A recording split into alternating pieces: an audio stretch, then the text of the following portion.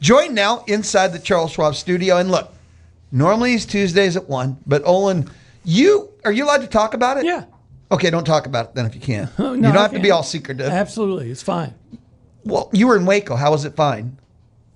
Well, it depends on where you are in Waco. No, it doesn't. You were in Waco. How many women go up to Waco now to go to those, what is it called, the silos or something? Okay, you're already selling it. I've never done that. I went to the silos. Ooh. I've never done that, and I never will. But I know a lot of women have made their way, and probably meant to see whatever that's all about. It's Waco, dude.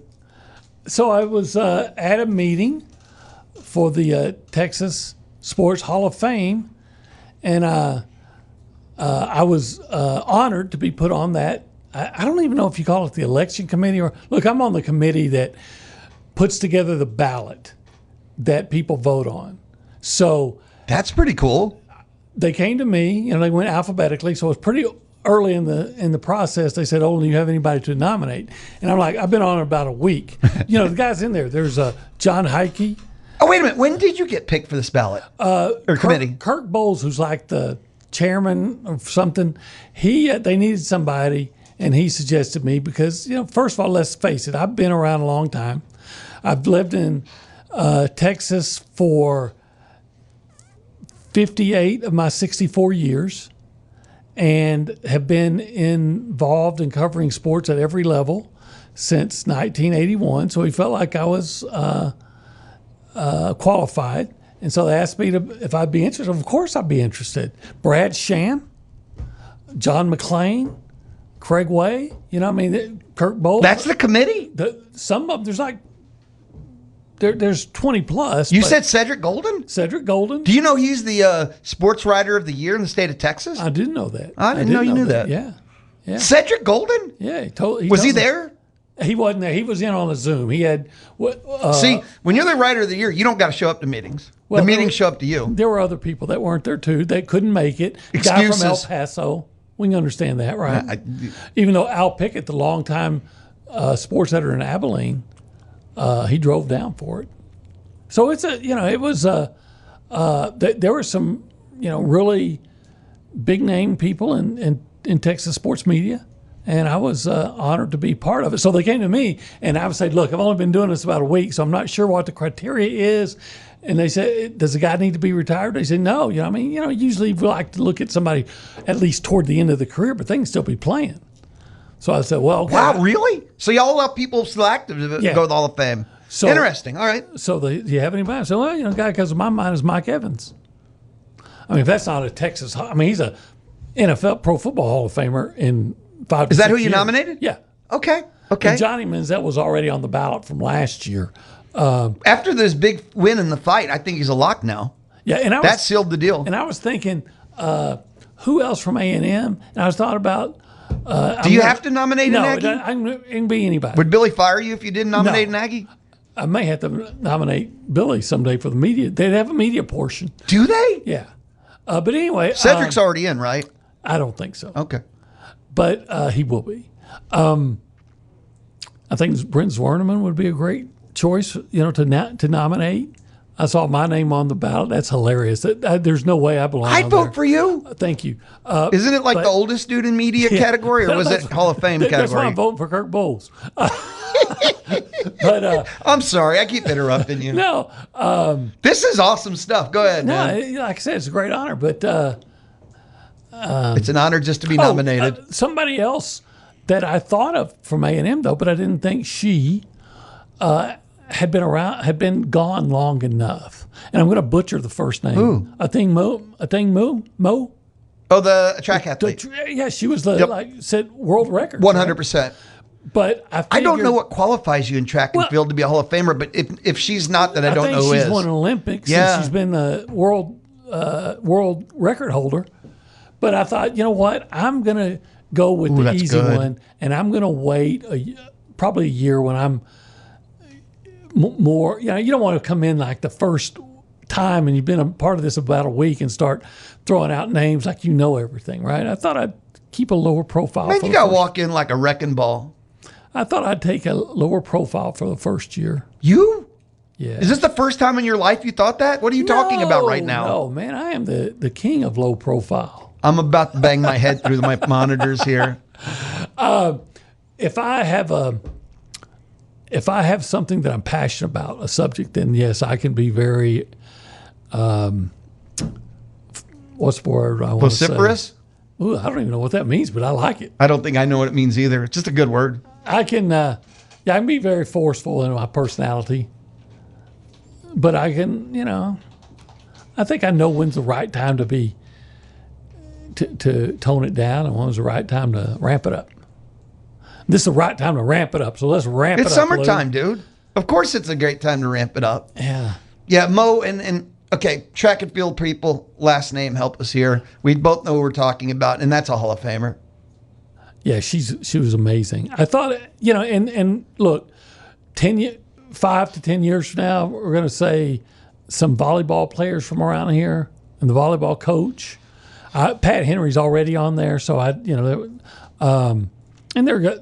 there's Jake Matthews, Jace Lavalette. So we've seen some of the greatest athletes ever at A&M in the last 5 to 10 years. Okay. I think Gavin Grahovic someday. If it's okay with you, I want to explore this for a second because you have a better memory than me. I got a lot of years and beers under my belt, and it can blur. Just give me no order. Who would you say are the top 5 athletes ever at A&M? Because you say over the past years, ever. and I said some of, but yeah, no. I'm not trying to pin you. I like your thought here because all time, like Johnny Manziel, we know is top 5. Now we're saying athletes or performers. Athletic performers. It's got to be performers. I don't care how athletic you are. Right. I don't care if you won Night of Champions under Coach Fran and then you never got on the field. Well, I think Moo would definitely be one. I think Jace Lavalette would be one. Johnny. Johnny and Mike Evans, and now some of Mike Evans was amazing. I think Mike Evans for one season was the best receiver I ever saw at A&M. But if I was looking at a career, who I think is the best receiver for a career at A&M, I'd take Ryan Swope. Okay, this is your list. And his numbers don't necessarily back it up, but I think one of the absolute best athletes, performers, and all that I've ever seen, the best running back I've ever seen at A&M is Von Achane. So, and some people say, what about Greg Hill? I said, yeah, I saw Greg Hill. I covered Greg Hill. I think Devon Achane is the best I've seen. Achane had some missed time, right? Yeah, and then he was, first of all, I thought, and this is not a slight on anybody. I thought that in his sophomore year, I was never asked by Jimbo Fisher. He was misused. But I thought he was misused, and I thought he was better. And this is not, I thought he should have got more of the carries than Isaiah Spiller. I thought he was better than Spiller. I think to this day that if they would have given the ball, remember that game they lost at LSU when Max Johnson threw that touchdown pass. They didn't get the first down that could have put the game away. And I remember they handed the ball off to Spiller. He didn't pick it up, and on second down, and on third down they tried some ridiculous pass to the tight end from Dickinson. Watermeyer. So, in my mind, to this day, if you just put Devon Achane out there and gave him the ball twice, you would have gotten that first down. You would have won the game. I think his showing in the NFL is proving that. Is he the highest paid back now, or like in the top 3 highest paid backs? Because it's one of those two. I got to admit, I don't know. Yeah, he just signed a contract this offseason, and he's either 1 or top 3 highest paid backs. I remember one year, every year in August, late August, there's a event, like a kickoff event over in Austin. You go to that. You're on the panel. Me and Cedric and Kirk, and we were having a discussion about, Cedric and Kirk. Of course, they would say this. They were saying, well, Bijan Robinson's the best running back in the state. And whoa. I did my old Lee Corso. Not so fast, because I've got someone who is so fast that I think he's the best. And that was, now, in college, Bijan Robinson had a better support, better used. But if you we all saw Devon A-Chain, saw him playing with the flu against Florida, and still was, he was the only offense. They never thought to use him as a decoy. He was either getting the ball or not involved. To this day, I think, in the summer, we're always looking for stories. And I may do like a list, and I may do like the top 10 coaching calls that drove me crazy. Just call it the top 10 worst calls. You're putting a nice phrase on it. I do have a great text message. All right, let's hear it. That says, how about Myles Garrett from Karen? Yeah, well, and the only reason I didn't put Myles instead of Myles, I absolutely. Myles will be in every Hall of Fame there is that a football player can be in, without a doubt.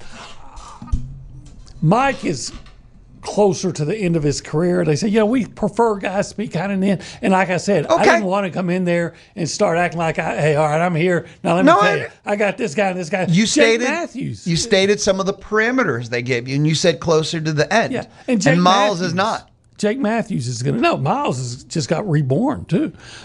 He's going to win a Super Bowl. He probably got 2 extra years added to his career by getting out of Cleveland. I think so. But yeah, Jake Matthews is another guy that'll be there. I'm not sure he'll be in the Pro Football Hall of Fame, but he'll be in the Texas Sports Hall of Fame. I'm sure about that. So anyway, that's what I was doing on Tuesday. Why I couldn't be here with you on Tuesday. Oh, I thought you just had lunch plans. Oh, by the way, I wanted to tell you one of the. I'm not saying this would be number one on my list of the 10 calls, but how when you need one play for 2 yards to beat Alabama. J-Train. Oh, Alabama. How do you not at least use Devon A-Chain as a decoy? He didn't even factor into the final play. Pitch it to him and let him throw it. Do something with him. That to this day it drives it. Can you tell that I'm still upset about that? I've seen so many dumb calls. I can't get it. Oh, at the time I can get as fired up as you. I just can't later on. Remember, I'm the guy that got suspended. Yeah. In my have you ever got suspended? Never suspended. Okay, I have. I've had people. I've been called at home. You didn't. You don't know why I got suspended? Yeah, tell me again. I think you've told me before. I've forgotten why. Okay, I want to be sensitive about it because I don't want to accidentally say something 20 years later and get in trouble again. The filtered version. During the Coach Fran era, there were so many dumb things that happened around Aggie football. Right. During one of the post-game call-in shows, I got very excited. Oh, and you just didn't do the show, right? No, of course I did the show, but with 30 minutes left, I felt I'd said the same thing for 3 years and same thing that whole night, same thing and same thing and same thing and same thing, and we ended the show early. What was the game? I wish I could. Because the game. Why? They were all the same stupid moments. The one that stands out, and I know a lot of people talk about J-Train, but I'm talking, the one to me that stands out was Nebraska. And to be clear, what I did was wrong. What I did was not professional radio. I deserved it. I came into work Monday. My show was over. And my boss said, hey, when you come back from the Bellucci hour, because that was me and Billy Lucci back then, come to the office and visit. And I remember driving the whole way to the Bellucci hour going, well, that ain't good. Because my boss has never said, come in the office and visit, and went, hey, I want to give you $1 million raise. Right. I want to give you a hug. Hey, here's free beer. I've never had come into the office, let's visit, and it was because something awesome's happening. So go to the Bellucci hour, which is, oh, man, that thing was glorious. And then... I wish it would come back. Then Billy doesn't want to hang out with me, man. Come on, Lou. Everybody wants to hang out with you, Lou. Easy now. And then he just said, explained it to me, and I was given the rest of the week off.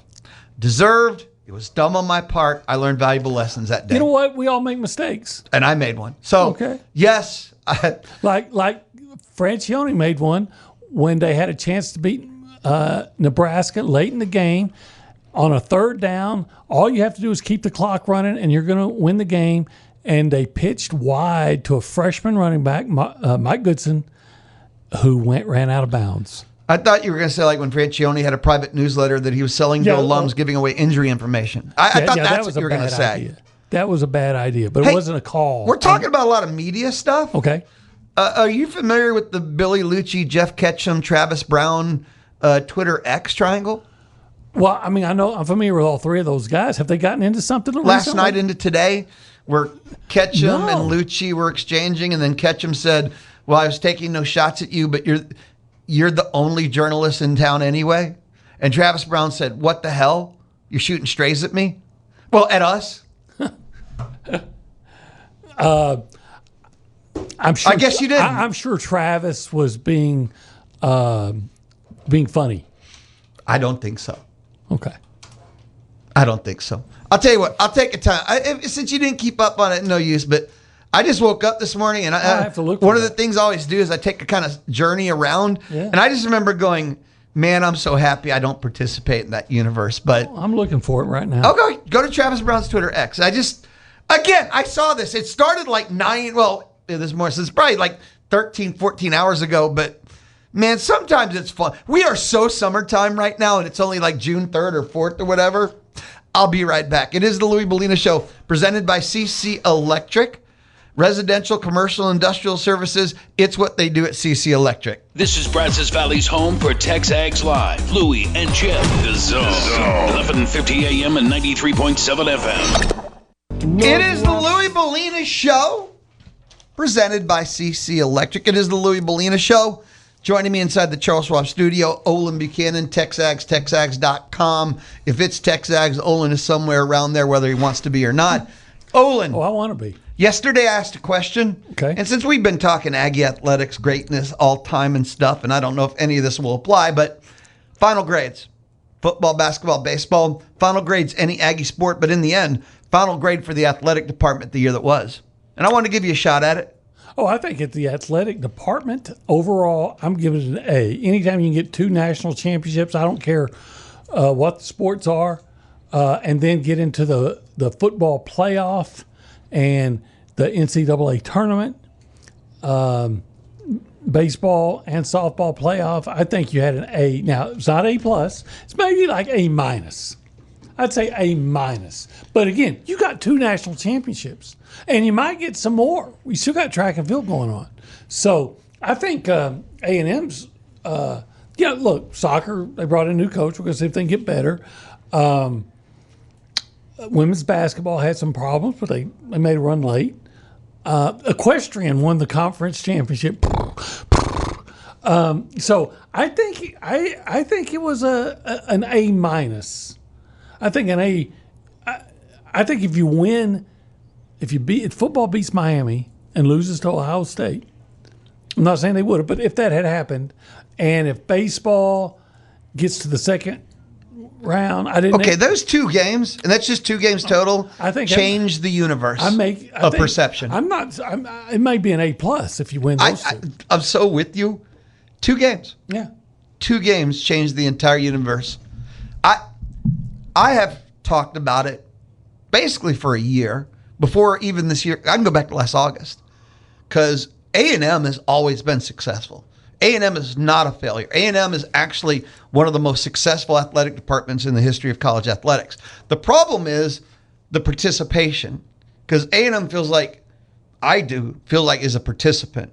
A&M doesn't win things. A&M participates in things. A&M wins a ton, but the getting over the hump part, where's the rings? Where's the trophies? Where's the championships?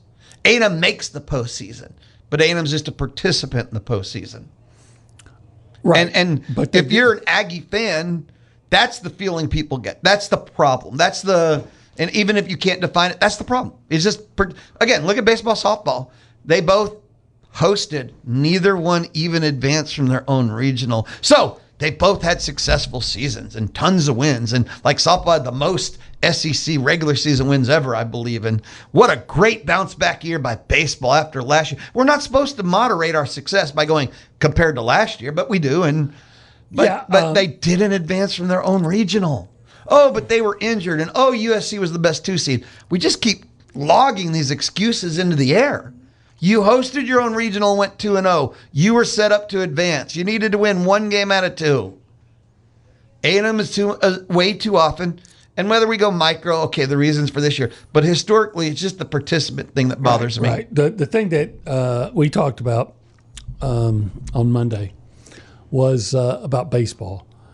Yeah, I know you had injuries in pitching, and you had to... Your offense had injuries. Well, everything had injuries. Well, what I was going to say is... There might be Batgirls that were injured. What I was going to say is you had a chance to win that game because Freshcorn gave you a chance. And your star players... Look at great teams. They're great players typically. Now, there's always, in a championship team, there is always, almost always, I don't want to say obscure, but a lesser player that does something that, comes up and like, hey, where'd that come from? But it's great. I think of Jack Squirick from the Raiders in the Super Bowl win like 30 years ago with an interception just before the halftime. Somebody that maybe is not quite the superstar, a good player, typically does something great. Timmy Smith, running back for the Redskins, going crazy one year, and it was the Redskins. But also, your star players have to play big. They have to be great in big games. Always. Every team, every sport. And A&M had a chance to win that. Clayton Freshcorn went out with a gutsy effort, pitched, I think we counted, it was, almost 30 pitches, more than 30 pitches beyond his career high. Thrown. Yeah. And he gave you a chance to win, but your three guys that are all supposed to be taking 1 for 11? 1 for 11. And I knew they were in trouble. The game was, I think the score was still 1-1. It might have been 1-0 A&M. And this might have been the fourth inning.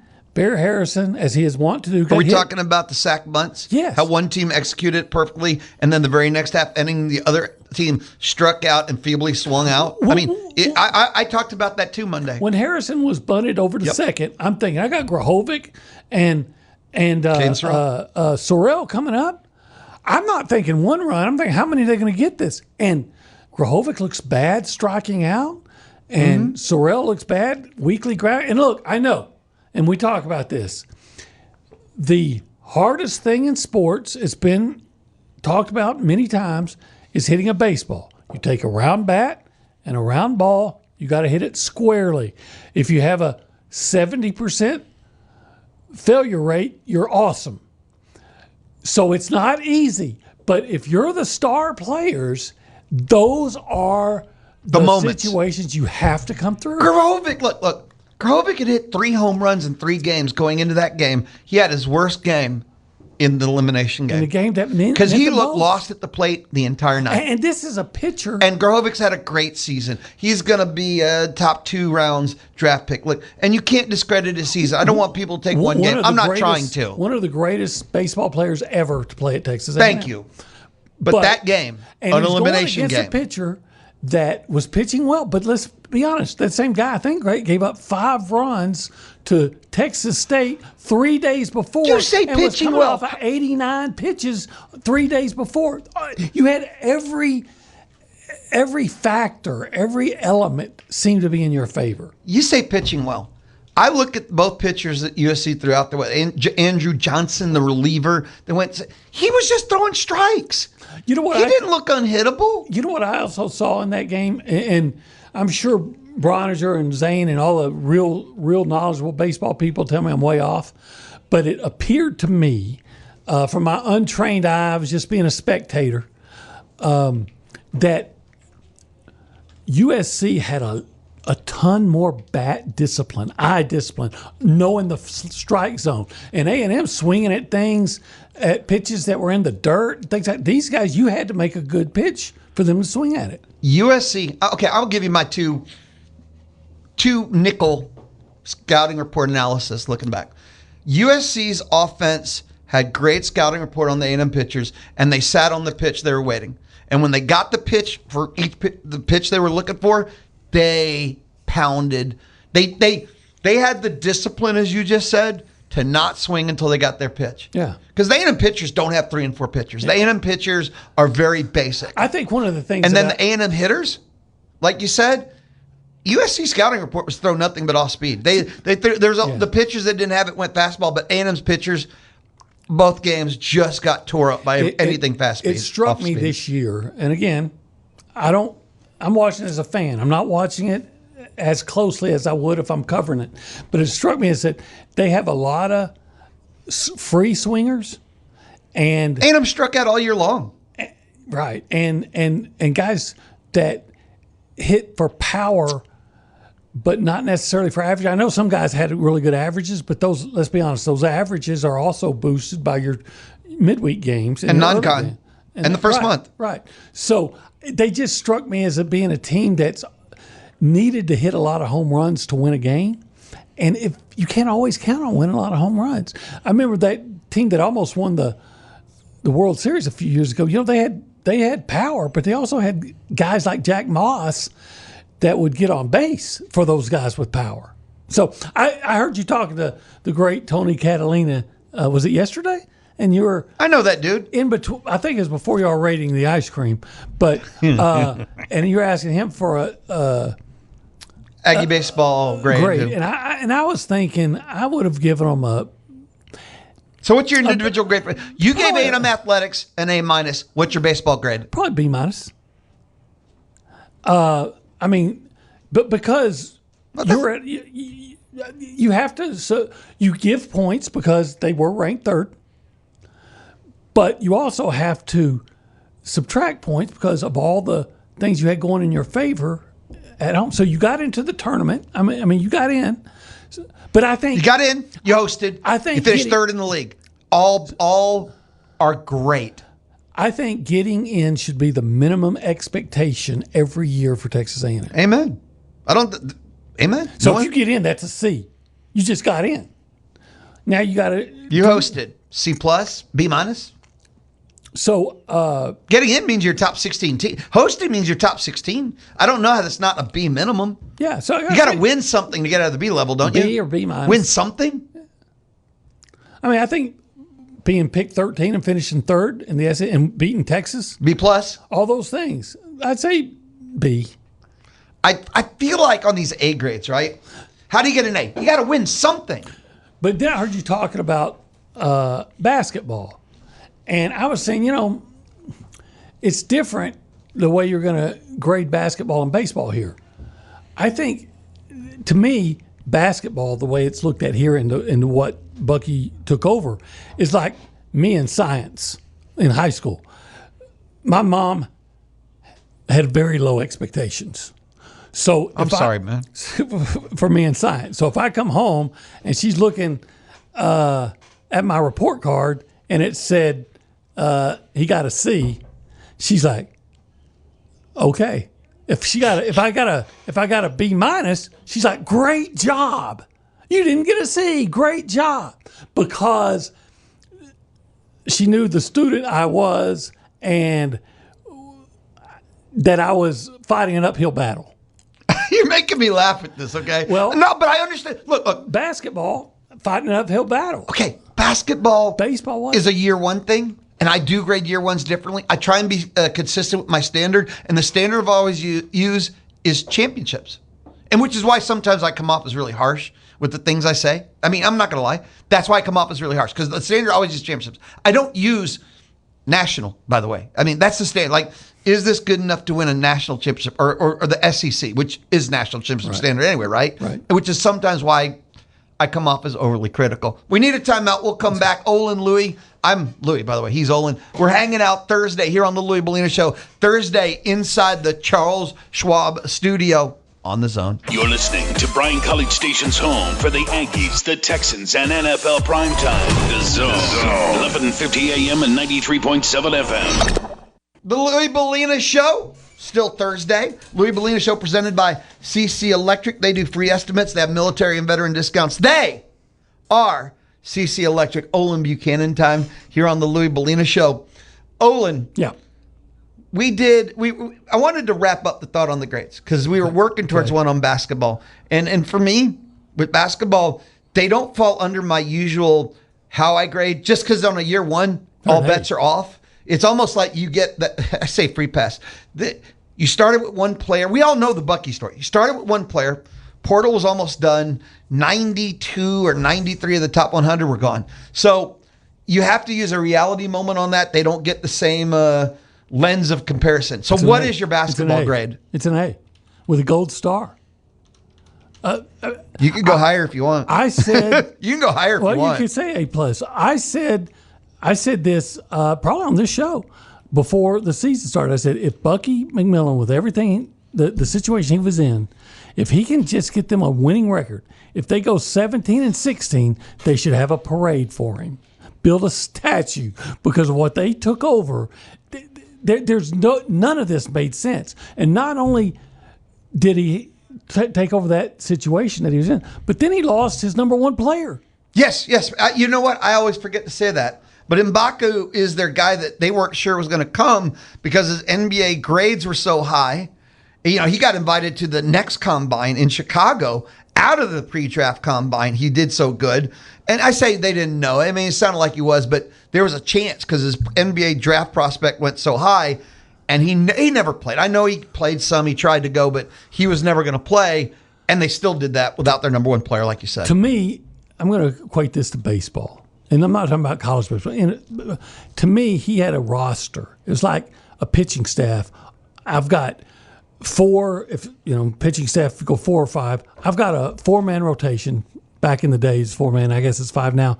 And everybody is a day 3 or day 4 starter. Ooh, and yet I knew you're going there. And yet you still get into the playoffs. That's the way I look at it. That's not meant to knock on guys. Now, Aggie outdid himself, and he was a godsend. He was like a 5'6", 5. I exaggerated for effect, by the way. But Aggie might have a shot at the NBA, but how often are you going to have guys? They call him 6'7". He's probably under that guy that's scoring the way he is inside. Rylan Griffin's a nice player. Who's a good player? Is he a great player? I would say he's a good player. Dominguez was limited. He could shoot if he was open. So you go down and the team was greater. What do they say? The sum's greater than the parts. Yeah. They were exponentially better than the sum of their parts. I think he coaches. And that's Buckyball. The system. And Bucky as a coach. He made some great moves. Yeah, I think he got an A. He gets an A. He gets an A+ from me. I mean, to go from where they were and not just to get into NCAA. If they would have gotten the NIT, that would have been amazing. To get you and I are so on the same page with this one. I thought NIT would probably be an A grade, and people don't understand. Year one, understand where they came from. NIT would have been an A grade probably for what Bucky had to inherit. Until last year or 2 years ago, because I know Calipari went through something similar at Arkansas, but there's a difference between Calipari going to Arkansas and getting players and Bucky McMillan going from Samford to Texas A&M to get players, right? And for them to do what they did, it's astounding that not only did you get into the NCAA tournament, but you won a game. And I don't care that they got trounced by UH. I expected them to. I thought they might be a little more competitive, but UH played great. UH they didn't win it, but they were a national championship contender. A&M was not. We've got baseball with, B-. I said B. Okay, baseball got a B. Basketball got a hard A. So what's football? I think football. F? No. D plus? I think football. Gets an By the A. way, for people listening that are all pissed at me now, I was teasing Olin. Yeah. I think football gets an A-. Maybe B+, but A-. It's your grade. You don't have to downgrade. Well, I know, but I'm going back because I'm not going to take away the 11 wins. And yeah, it was very disappointing to lose to Miami, no doubt.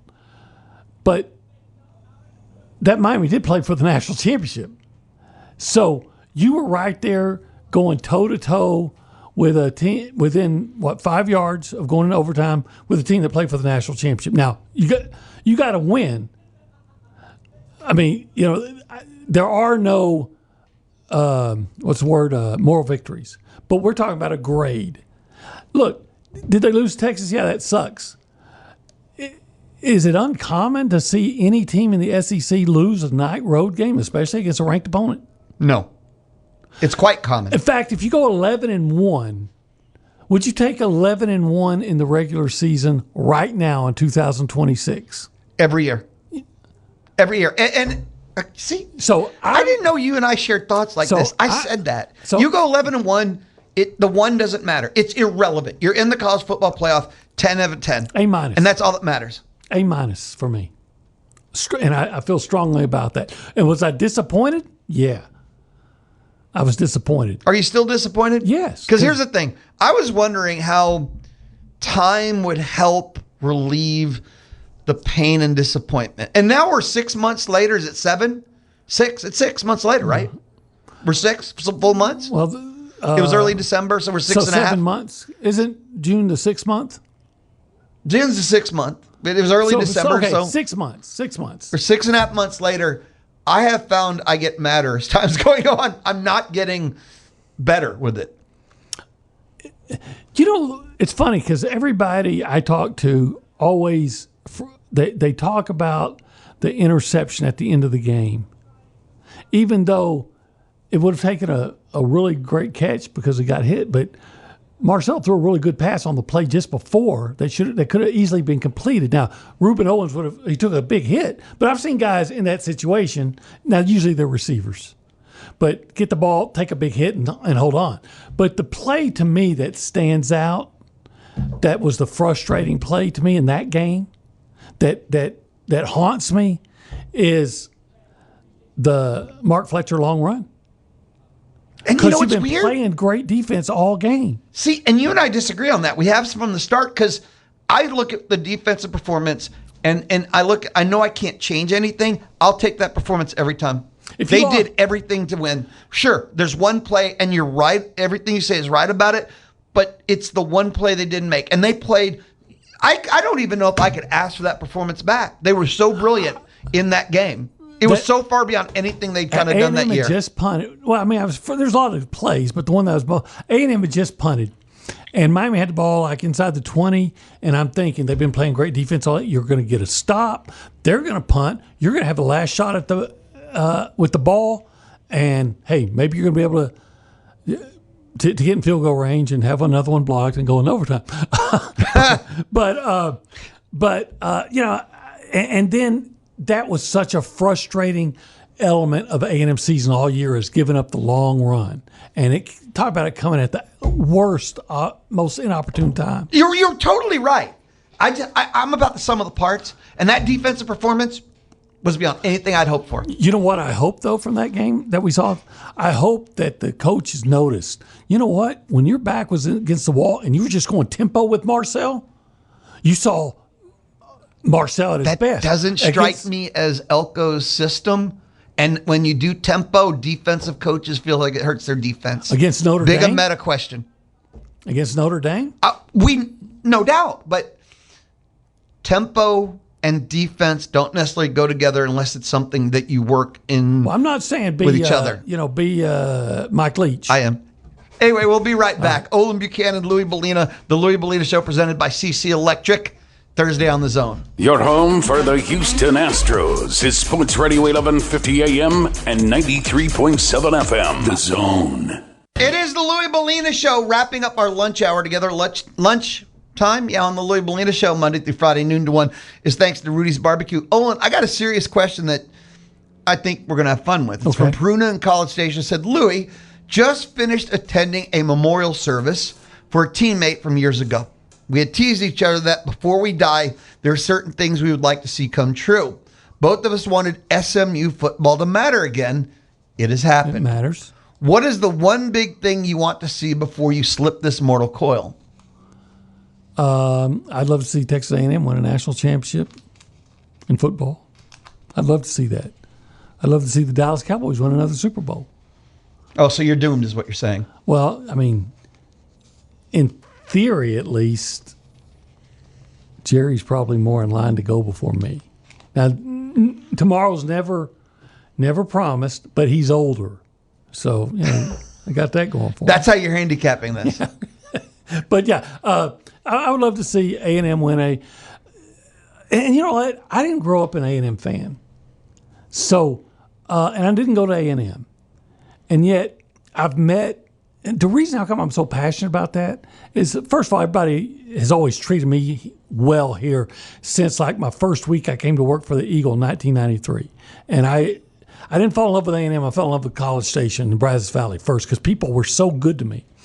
And then what it is so many people that I've met, older people that used to be at the Belucci Hour, that front table. Oh, yes. And I'd meet those guys that have given their whole lives to supporting A&M and gotten so little for return. I've always said I think the fan base that has given the most and gotten the less back in all of sports is Texas A&M football. The front table at the Belucci Hour turned on me because they loved me. We were all friendly. I talked to them before the show. And they just got to this point they were very loud. And it started to crawl over. They were so loud that it was in our microphones. So one day I said, guys, you got to keep it down a bit. Never the same. They turned on me. Well, I'll say this. There was one of them. There's several. There's like 15, 20 guys. But there, Ruidoso Ron. And he was a pilot. He was a retired pilot. And he used to tell me, he said, I've always been waiting for that national championship. I'm running out of runway. He'd always say, I remember that line. Yeah. I love that line. And I want it for them. So, I want it for me too, but I want it for all those Aggies that have given their whole lives financial and emotional investment to see A&M succeed. I'm going to answer this question honestly versus sportsly. What is the one big thing you want to see before you slip this mortal coil? And this is a little personal, but I'll share this. Yeah. When I die, I just want to die happy. That has nothing to do with sports. The night I go to sleep, I want to make sure I go to sleep happy. That is an everyday thing. That is an everyday goal of mine. That's all I want. I'll be fine if I die in that condition. That is a daily goal I strive for. Okay. That's it. All right. Okay?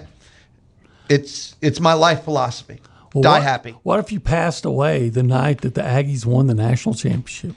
I want to see A&M win a national championship. Football would be preferable. I want to see A&M softball win a national championship. I know you're a big softball guy.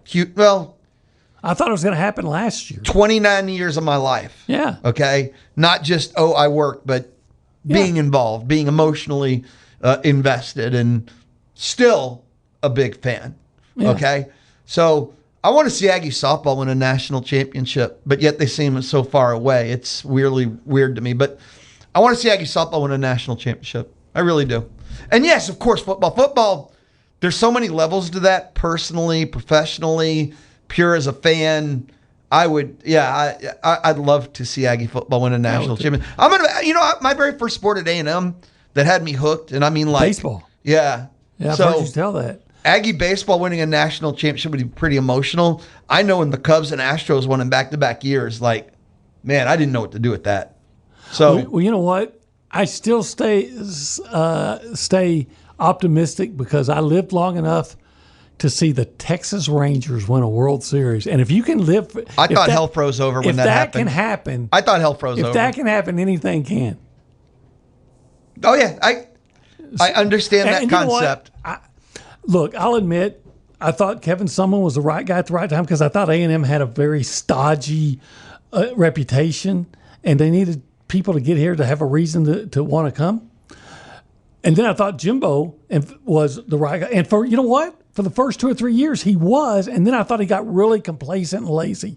And I thought you saw that. Stubborn. I thought you saw that laziness in his coaching staff. Yep. I think Elko's the guy. I do. I really do. I see greatness in Elko. But with A&M, this is the 500th time we've said this. And it's always about getting over the final hurdle. Mm-hmm. And we'll see when Elko gets there. But here's the thing. I know he's going to get there. Took Indiana a long time. I know. It didn't. Took one coach and one billionaire. It took them no time at all. Signetti, year 2? Well, no time at all. Okay, maybe it'll be Elko in year 3. I know. I'll take it. Took no time at all. It took 2 years. One coach, one billionaire. Bam, Indiana national championship. It was simple for them. But I'm confident Elko will get to that step. Gotta go. Hey, right. Olin, thank you, man. It was awesome, dude. The flagship station for Aggie Athletics is The Zone. Whenever the Aggies are playing, you can hear them right here at 1150 and 93.7. Thanks to our Aggie broadcast sponsors who make it happen. Schulte Roofing, home of the bulletproof roof guarantee. Prosperity Bank, real bankers, not just a bank. And the Angry Elephant, like your bar, love your Aggies. Listen to the games on The Zone 1150 and 93.7 FM.